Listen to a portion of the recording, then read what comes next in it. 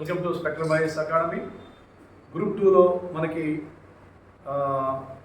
ఎటువంటి అంశాలు ఉన్నాయి, గ్రూప్ 2ని మనం ఎలా ప్రిపేర్ కావాలి అని పరిశీలించినట్లయితే ఇది 2 దశల్లో గ్రూప్ 2 ఎగ్జామినేషన్ ఉంటుంది. మొట్టమొదటి దశ వచ్చేసి ప్రిలిమినరీ ఎగ్జామినేషన్, రెండో దశ వచ్చేసి మెయిన్స్ ఎగ్జామినేషన్.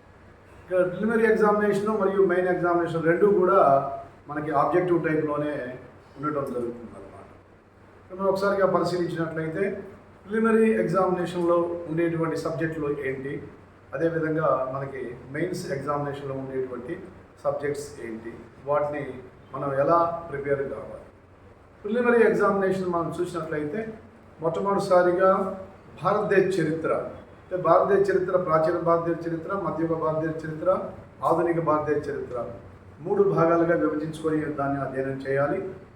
రెండో అంశం వచ్చేసి భూగోళ శాస్త్రం, అంటే ఇక్కడ ప్రపంచ భూగోళ శాస్త్రం, తర్వాత భారతీయ భూగోళ శాస్త్రం, తర్వాత ఆంధ్రప్రదేశ్ భూగోళ శాస్త్రం మీద మనకి తప్పనిసరిగా అవగాహన ఉండాలి. ఇది రెండో భాగంగా మెన్షన్ చేశారు. ఇక మూడో అంశంగా చూసినట్లయితే మనకి సోషియాలజీ, అంటే ఇండియన్ సొసైటీ గురించి ఇవ్వటం జరిగింది.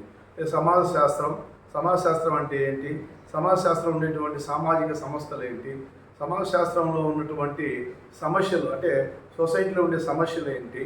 సో సోషియాలజీలో మనకి కాంటెంపరీ చేంజెస్ ఏం జరుగుతూ ఉన్నాయి, అంటే ప్రాచీన కాలంలో ఎట్లా ఉంది, మధ్యయుగ కాలంలో ఎట్లా ఉంది, ఆధునిక కాలంలో ఎట్లా ఉంది, ఈ సామాజిక మార్పులను గమనిస్తూ వచ్చేటువంటి కుల వ్యవస్థ, మత వ్యవస్థ, వర్ణ వ్యవస్థ, ఇలాంటివన్నీ కూడా మనకి సోషియాలజీలో ఉంటూ ఉన్నాయన్నమాట. తర్వాత నెక్స్ట్ తీసుకున్నట్లయితే మనకి reasoning and arithmetic abilities. Reasoning and arithmetic abilities తప్పనిసరిగా కూడా అందరూ ప్రిపేర్ కావాలి. ఇది ప్రాథమిక అంశాలతోనే ఉంటుంది, దీనికి ఎటువంటి మ్యాథ్స్ బ్యాక్గ్రౌండ్ అక్కర్లేదు. ఇక మనం 5వ భాగాన్ని చూసినట్లయితే current affairs, national, international, regional current affairs మీద ఇలా ఈ యొక్క 5 భాగాల మీద 5:30 అంటే 150 మార్కులకి ఈ యొక్క ప్రిలిమినరీ పేపర్ అనేది మనకి కంపోజ్ చేయడం జరిగింది. దీనికి ఎలా ప్రిపేర్ కావాలి ఏంటి అంటే, ప్రాథమికంగా విద్యార్థులు మొట్టమొదటిసారిగా చేయాల్సింది ఏంటంటే ముందు ప్రతి సబ్జెక్ట్ మీద బేసిక్స్ని మనం చదవాలి. అంటే బేసిక్స్ నువ్వు ఎప్పుడైతే అర్థం చేసుకుంటావో తర్వాత సబ్జెక్ట్లోకి వెళ్ళి విశ్లేషణ చేయడానికి ఎక్కువ అవకాశం ఉంటుంది. ఈ బేసిక్స్ తెలుసుకోకుండా డైరెక్ట్గా సబ్జెక్ట్లోకి వెళ్తే మనకి అంతగా రాణింపు చేయలేం. కాబట్టి ప్రతి వాళ్ళు కూడా ప్రాథమికంగా ఉన్నటువంటి స్కూల్ బుక్స్తో స్టార్ట్ చేస్తే మంచిదని నా అభిప్రాయం.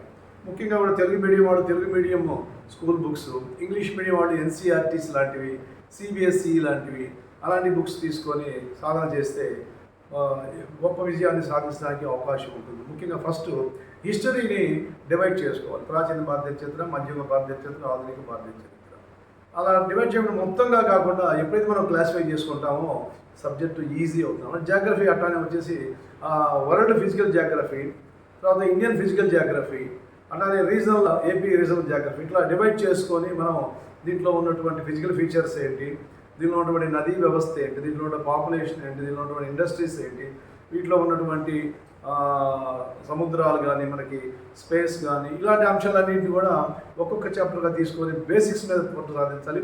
ఈ బేసిక్స్ అన్నీ కూడా మనకు దాదాపుగా కూడా 10th క్లాస్ లోపు పుస్తకాలు మొట్టమొదటిసారిగా చదవాలి.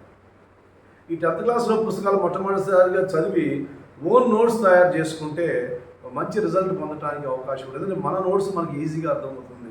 తర్వాత ఏ బుక్ చదివినా కానీ ఆటోమేటిక్గా త్రూ అవుతాం మనం. అదే సోషియాలజీ తీసుకున్నట్లయితే దీనికి అకాడమీలో, తర్వాత అంబేద్కర్ ఓపెన్ యూనివర్సిటీలో సోషియాలజీలో మంచి బుక్స్ ఉన్నాయండి. సోషియాలజీకి విరివిగా పుస్తకాలు లభిస్తూ ఉన్నాయి. తెలుగు మీడియంలో ఉన్నాయి, ఇంగ్లీష్ మీడియంలో ఉన్నాయి. సోషియాలజీని మనం అధ్యయనం చేయొచ్చు. అదేవిధంగా రీజనింగ్, అర్థమెటిక్స్ వచ్చేసి ఆర్ఎస్ అగర్వాలా బుక్ తీసుకుంటాం. RS Agarwala arithmetics, RS Agarwala reasoning abilities. Current అఫైర్స్కి ప్రతిరోజు తప్పనిసరిగా పేపర్ చదవాలి. తర్వాత ఒక మ్యాగజైన్ ఎంపిక చేసుకుని ఆ మ్యాగజైన్ ఫాలో అవుతూ ఉండాలి.